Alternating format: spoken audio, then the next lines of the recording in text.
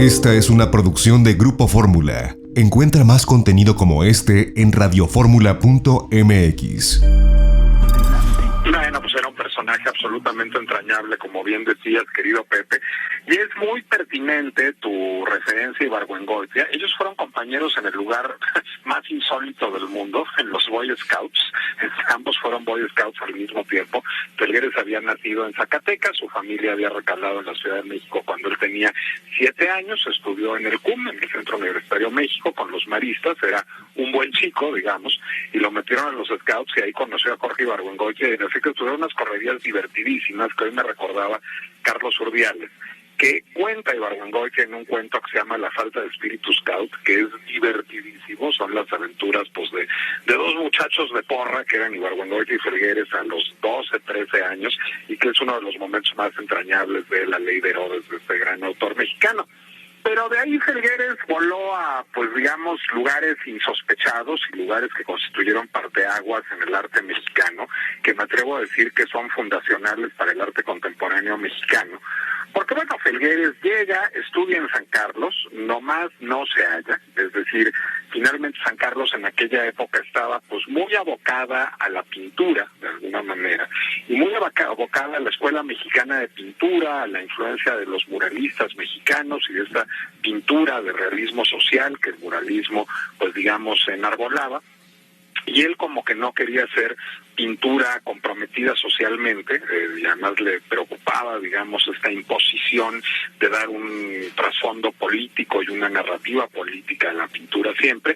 No estaba muy convencido de querer hacer solo pintura y quería además pues saltarse las trancas entre la pintura, la escultura, el arte objetual, el mural, y entonces de plano pues recorrió varias escuelas en México, la Esmeralda entre ellas, después de San Carlos, y después se fue a estudiar a Francia. Ahí él entra en contacto con un artista de origen ruso que se llama Osip Satkin, que lo introduce a las vanguardias artísticas. Y cuando regresa Felgueres a México, lo que hace es empieza a trabajar con algo pues verdaderamente fascinante, que es la exploración de las formas, la exploración del espacio. Es difícil adscribir a Felgueres a una sola corriente artística. Está influido por el constructivismo, está influido por el constructivismo ruso a través de Satkin, por el expresionismo abstracto que los pintores estadounidenses, sobre todo de la generación inmediata anterior a él, estaban cultivando. Y lo que hace cuando regresa es, empieza a hacer objetos artísticos, piezas de arte, que no sabe uno muy bien si son pinturas, si son esculturas, si son objetos transportables, si son murales. A lo mejor tú recuerdas que es con el que uno tenía mayor contacto cotidiano, aquel extraordinario mural que estaba en el viejo Cine Diana. El Cine Diana todavía existe, pero pues ya no se parece a lo que era cuando éramos jóvenes. Este mural fue recuperado, por cierto, en la UNAM, y lo que hacía en esta pieza y en muchísimas otras Felgueres era trabajar con fragmentos de piedras, con objetos encontrados, con objetos escultóricos, y a partir de ahí construir una obra que estaba, digamos, en las fronteras entre la pintura y la escultura.